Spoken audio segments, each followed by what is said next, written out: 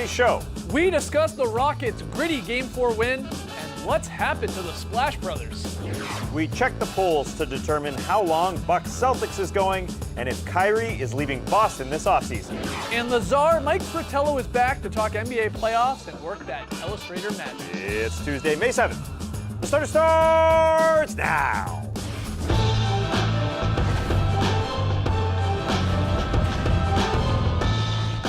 Good evening, sweet world, and welcome to The Starters, presented by Jack Daniel's Old No. 7 and Tennessee Honey. I'm J.E. Skeets, alongside me as always, Taz Mellis. We got the Aussie, Lee Ellis, and over under, that's the bearded one, that's Trey Kirby. Hey-yo! Hey, yo! Trey, what's up tonight? Well, I'm here at the internet looking for your best tweets at hashtag The Starters. And guys, can somebody check on Shaq? I think he's broken. At the very least, somebody needs to unplug him, plug him back in, because he's frozen here, and he needs to be reset. This is from Inside last night. Shaq hitting the statue pose hard during an introduction. That brings us to today's question. What is your favorite frozen moment from the NBA? Like, for instance, the time Draymond Green completely zoned out during a question that Festus Ezeli was answering. You can see Festus is talking, so you know that this isn't a loop, but I don't know, Draymond is statuesque here. Just chilling. Draymond? Draymond! Draymond. Hey. Hey, Draymond. Draymond! Hey. Oh, okay, he's still awake. But we want to hear from you. So let us know on Twitter, what's your favorite frozen moment in the NBA? Send them to us at hashtag The Starters. We'll hear from you later. All right, get your tweets in. On tonight's show, the Bucks have the Celtics on the ropes. The czar, Mike Fratello, is back in studio to talk about the NBA playoffs and work that telestrator, and we got a very solid play. But let's start with a little fill in the blank. Looking back at one of those games from last night before we talk Celtics Bucks later on in the show. Trey. Somebody called a Southern lawyer because we got ourselves a series. That's right. Last night, the Rockets evened things up with a huge win over the Warriors, thanks to 38 from James Harden, 20 from Eric Gordon, and some timely missed threes from the Dubs. Need y'all to fill in the blank. The Rockets won Game 4 because blank. Go ahead. James Harden's legs. He's been criticised in the past for running out of energy, really, in the playoffs. And last night their season was on the line. And I thought he had 18 points in that first half, 20 in the second half. And it was just such an important game for him to really step up and lead his team. He is obviously the best player on this team. And this was a crucial moment, I think, in their season. And I just like the fact that James Harden really answered the bell there, got the assists as well, and just was the leader that his team needed him to be, and he hasn't always been at this stage of a playoff run. Even though he faltered down the stretch of that game. Yeah, he was great through three quarters. Yeah, but that's the thing. Like, he got his team to the position to win, and that a superstar doesn't have to score every basket, but at least has to put his team in contention, and I thought that's what he did. It was nice to see James Harden get a W there because the series started off so poorly for him. It's nice that we've got a series here after 4 games, but I thought it was the scrappiness level of the Rockets that got them there, so that's why I wrote offensive rebounds. Pick whatever sort of indicator you want, the 50-50 balls, but the offensive rebounds, especially P.J. Tucker. I just wanted to highlight this guy and how he went to work. He's like, put up the shot. I'll take care of business down here, and he absolutely did. He had 5 offensive rebounds, but he is sort of the glue, the heartbeat of this team. And as Draymond Green said post-game, that's the thing we got to correct. And that's my department. Mm-hmm. So I'll be taking care of that going into Game 5. And that's getting me excited for Wednesday night. Yeah, I got a simple answer to you. I got cliche alert here, but the Rockets won Game 4 because they wanted it more. They just played hard. You said 50-50 balls, hitting the glass. They got bench contributions as well, too. Austin Rivers, another great game from him. Shumpert, doing some dirty work as well, but a lot of guys, like Gordon didn't light up the box score by any means, but he hit timely shots, played hard defense, and got to some loose balls. Same with Chris Paul. Again, not an unbelievable game offensively, but these guys wanted to go back to the Bay 2-2 to put themselves in a chance to win this, because I think we'd all would have agreed if they were down 3-1, it's probably a wrap. The starter's bump there for Austin Rivers, or is it? Yeah, I guess he was on a while ago. He was on a while that's a ago. callback. When did he come on? March? Hey, listen, what's the statute of limitations there for a starter's bump? I mean, I'm not 100% sure, but they got the better of the Warriors bench now in games 3 and 4, and the Warriors are getting really nothing from their bench at this point because they've got Iggy in there and they're going with those guys. But you got to. I mean, I'm surprised. I am surprised that the Rockets did not roll over and die, even when they gave up the leads in this game. Mm-hmm. When Harden went cold, when everybody went cold in the fourth quarter, they held on. The Warriors had their chances, and I know we're going to get to that. Had some pretty good looks to tie it up there. But hats off to the Rockets. We got a series, and it's great. Trey, our final one. Next one, excuse me. The Warriors got 64 points combined from Kevin Durant and Steph Curry last night, but they still took an L as Klay Thompson went just 1 of 6 from 3. The Golden State bench scored 11 points total, and both Durant and Steph missed makeable threes with the clock winding down in the fourth quarter. Guys, fill in the blank. The Warriors' biggest problem is blank. I'm going to go with the Crash Bros. Where are the Splash Bros? This is very odd, especially Klay Thompson. Now, Curry got it going a little bit more in Game 4. He was attacking the rim at least. Still only went 4 of 14 from downtown. But my man Klay, he's got to take another dip in the Pacific Ocean or go check out some scaffolding or take Roscoe to the park and take a poop. Like, he's got to clear his mind here because this was one of the worst games I can remember from Klay Thompson, not just offensively where he's really struggling to hit a three and he's rushing things, but even defensively I thought he sort of just looked, sort of exhausted. And I get it, playing James Harden can't be easy, but a lot of times frustrated. So yeah, they needed the Splash Brothers back to, really get them the wins here in 2 in the final 3. A lot of things you guys have spoken about is why I think the Warriors are lost is because of fatigue. I think their legs are looking a little bit heavy out there on the offensive end and on the defensive end, and indicators are other guys scrapping, getting those loose balls, and then the Warriors not shooting all that well. Again, Klay, he's working so hard on the defensive end, and on the offensive end, he just can't get into a rhythm. And I think part of it is to do with this season's been long. They've already gone 10 games in the playoffs, and they weren't expecting to go those 6 games in that first round. Right. And also, over the last 5 years, this team has gone to the finals, and it will be 5 if they go again this year. That's going to add up at some point as well. And I think you're just seeing that the Warriors aren't quite as polished and aren't quite as sharp as they've been in the past. And I think it's due to a number of factors, but one of them is they're just a little bit worn down right now. Yeah, we keep saying the Warriors are due for like one of these breakout games where they just catch fire from 3, because this was another bad performance overall, 8 for 33 here in Game 4. But does some credit need to go to the Rockets defense, how they're playing them, trying to take away as many threes as possible, running them off the line, and you got to give them credit for doing that because they've done it all season long. That's sort of the Rockets' game plan defensively. They're doing a very good job of making it a math game. They're running them off the three-point line, and they're shooting all the threes, even though they didn't shoot a great percentage in Game 4. They hit a heck of a lot more because they're shooting a sheer higher number. 56% of their shots, from 3. Yeah, and the Warriors are they're not themselves right now, and that's why I wrote, standing around on defense. Now, call it pace, call it whatever you want, but the Rockets know how to win this game.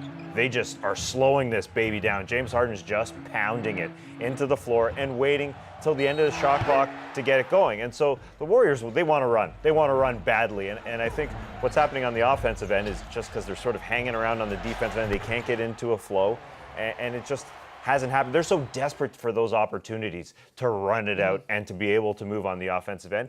And there are some shot opportunities there that they're not looking for on the offensive end because I think they're just trying to make things go a little bit quicker. They're trying to speed things up. Credit to the Rockets and Mike D'Antoni. I think going against what Mike D'Antoni likes, he wants 7 seconds or less. Right. Now it's 17 seconds or more. I mean, they're really just waiting and waiting and waiting and doing the old the Nate McMillan in the Blazers situation, just trying to have the fewest possessions possible, and it's working so far. Trey, final one. Both teams won both games on their home court, but since a playoff series doesn't start until the road team wins, it really makes you wonder if the series has even began. Nonetheless, the Dubs and Rockets will be playing a pivotal Game 5 in Oakland on Wednesday. So guys, fill in the blank. The most likely outcome of this series is blank. I'm going working legs into this one, Lee. Yeah, I'm going Warriors in 7. Mainly because you've got the Warriors. They've scored 448 points in this series. The Rockets have scored 447. It's very, very close.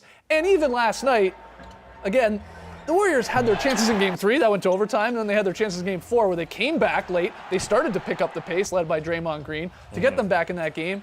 And you've got Durant with a 30-foot bomb, but a shot we know he can hit. And then it gets to Curry and a shot we know he can hit. And they both come up short. But it's a position Kerr and the Warriors have been in before, tied or trailing after 4 games in a series, and they've come back to win every series or get it done at least. So I go Warriors in 7. Yeah, I've got the Warriors winning it, whether it be 6 or 7, I'm not sure, but I just feel that Game 5 is going to be the one where maybe they break out, knowing that if they go to Houston down 3-2 like they were last year, and if Chris Paul is healthy, then their season could be over, which is a surprise. So I think the Warriors pull it out, even though they haven't been as convincing as we've seen them in the past. I think home court will be enough in Game 5. Some guts, laid out on the line. They weren't as scrappy, period, in Game 4, and they'll take care of business.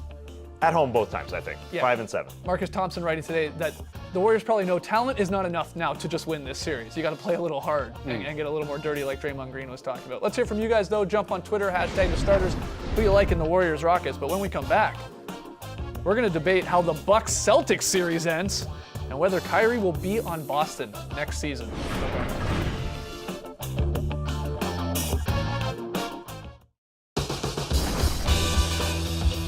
The Starters is presented by Jack Daniel's Old No. 7 and Tennessee Honey. It's time to check the polls, the segment where we ask you, the loyal Starters fan, to vote on some of the day's biggest NBA questions. So let's turn it over to the poll master himself, Trey Kirby.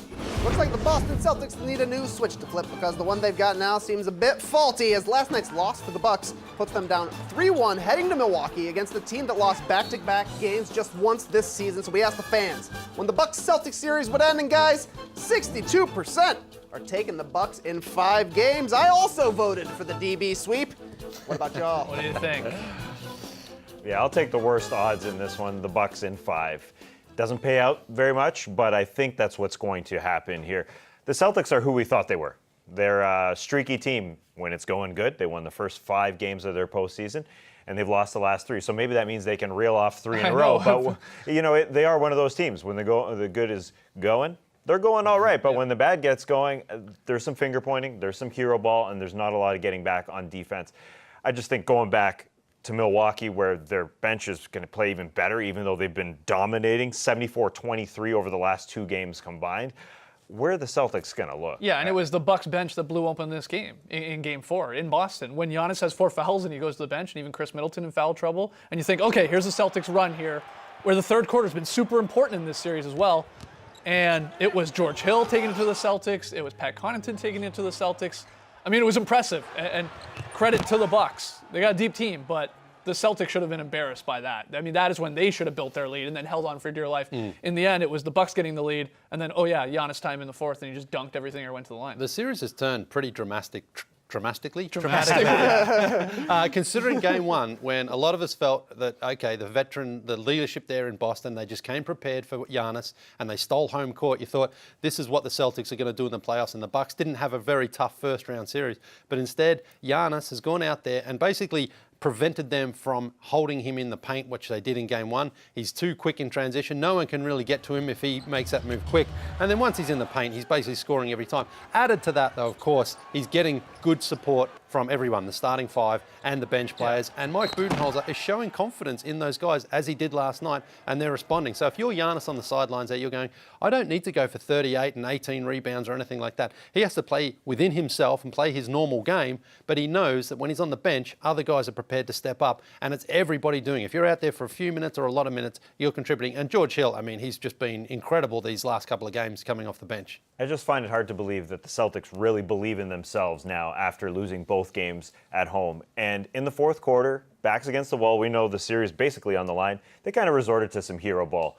And to me, that's just sort of a microcosm of the entire season. When things are bad, hey, I'm going to do it myself. Yep. And these are all fourth quarter possessions where, I did a little bit of cherry picking over a stretch in the fourth quarter where there's basically 0 passes, but this was a lot of the play in the fourth quarter.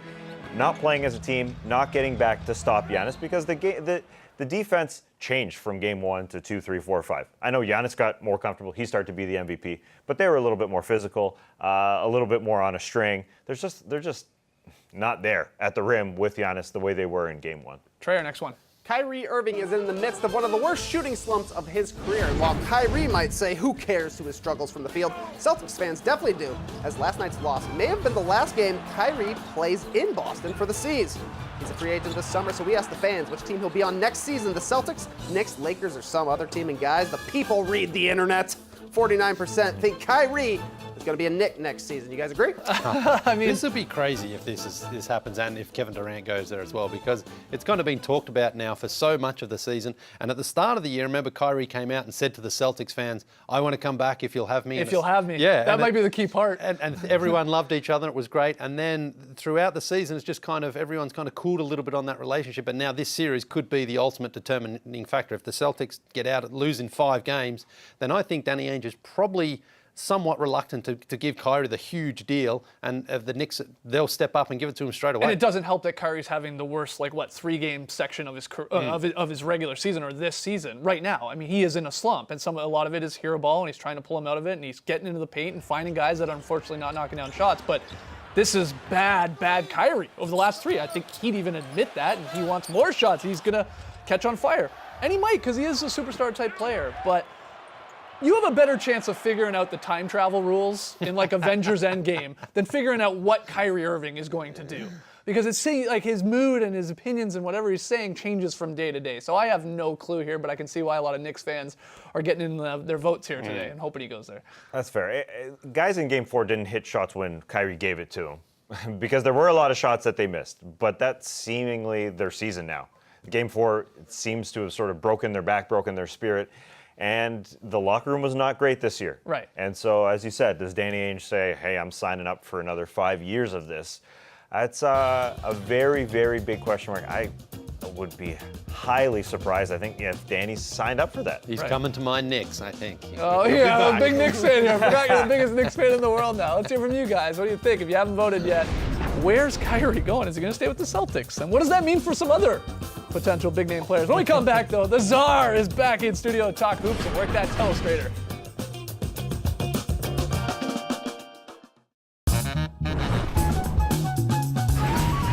Welcome back to the show. Guest season continues here on the Starters, and we're excited to welcome in today one-time NBA Coach of the Year and now two-time Starters guest, the Czar Mike Fratello. How excited am I? And you actually have a machine that works. We've got the telestrator this time. So excited. We don't know it works yet. Let's not jinx anything. But this is an upscale one where you have a wooden floor in here. Oh, great. Well, we're going to get to that in a second, but before we get to that, a few questions about the NBA playoffs. We've got some great second-round series going on, 3 of them tied at 2 games apiece. Then you got the Bucks up on the Celtics. Do you have a favorite series from these 4 that we got going on here in the semifinals? I won't say maybe favorite, but one that's kind of interesting to me is what's going on with this Celtic group, which blows through the first round. It looks like they're sending a message at that time about don't worry about what the regular season was all about. This is who we really are. Right. And we know what it takes to get to the Eastern Conference Finals and go one step past it this season, like we didn't do last season. So they win the first 4 in a row. They go in opening game of round 2, win on the road, and you're saying, these are the guys that we were waiting for all year. And now, down the way they are, playing the way they are, good. I'm scratching my head saying, what has gone wrong with that series? Okay, let's get to the fun stuff. The basketball stuff we got to cut short. Let's get to the Czar of the telestrator, working some magic, because last time, you had to do a little Pictionary for us. Yeah. Because our telestrator wasn't working, so we're going to play a little the Telestrator. Why not? I'm ready to go. All right, you've got 5 cards there, our producers drawn up, 1 through 5. We will guess each one as we go. Okay. Take it away. Ready to go? Yeah, let's go right ahead. We can get here. Okay, wow, it's right into it. Okay, ready? Okay, well, we got a guy. James Harden. Yes. There you go. Good start. Not bad. Hold on a second. Start. Okay, ready? Sure. We're flying here. Watch.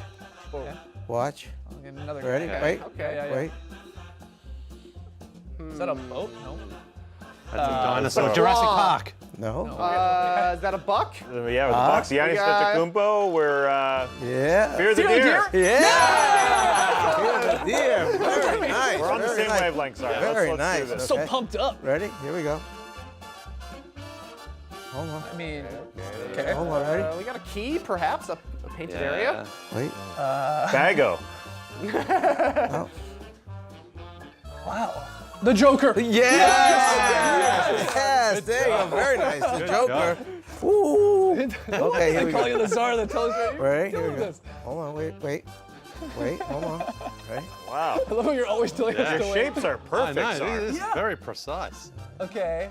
Okay. That's gotta be a Now piano. ready? It's like Where are we going here? Oh. yeah. Hold on. Where are we going here? Ooh.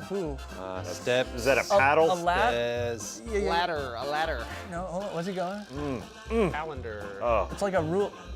21. Starting 5. 76ers. Wow, what is this? And then, Keep going. Keep going, Retired. yeah. Retired. and then, 21. then- 325. and then, Like a series? Supporting cast. this would be And this would be 2, 3, and 4. this would be We go into game 7, baby. and this would be 5, 6, 7. and that would be and that would be 4 overtime. All right, here you go. I wasn't gonna say we're going too fast. Okay, ready? Now we've caught up. We're good. All right, last one. Last one. Oh here. boy. Is that a mountain? Maybe.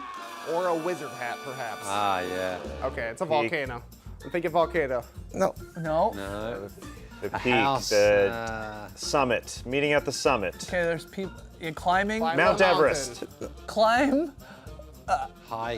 The price is right. Altitude. Playing at altitude. Mile High City. That was the next clue right there. Yes, there's a reason they call him the Czar of the Telestrator. Nice. Coach, thanks so much. I'm for sorry I coming. messed up that 4 overtime. yeah, Quadruple you. overtime. Tough. I don't even know what. Yeah, I'm going to work tonight all night on that. Better drawing for that. Be up all night. And we'll be catching you on Game Time Live later tonight. All right, we got to take a break. When we come back, Lily hits us with the very solid play. Thanks a lot, Coach. Appreciate it. Thanks, guys.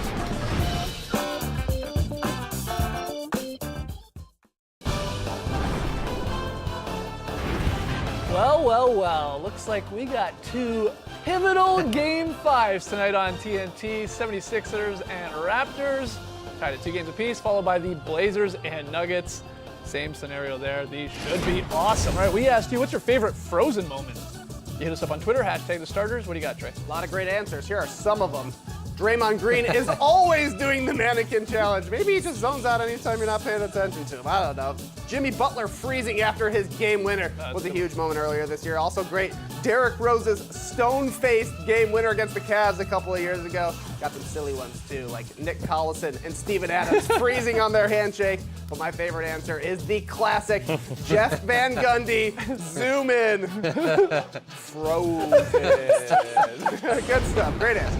All right, Lily, very solid play. Yes, we're going out to Houston for this beautiful one early on here from the Rockets. Look at this ball just start fizzing around.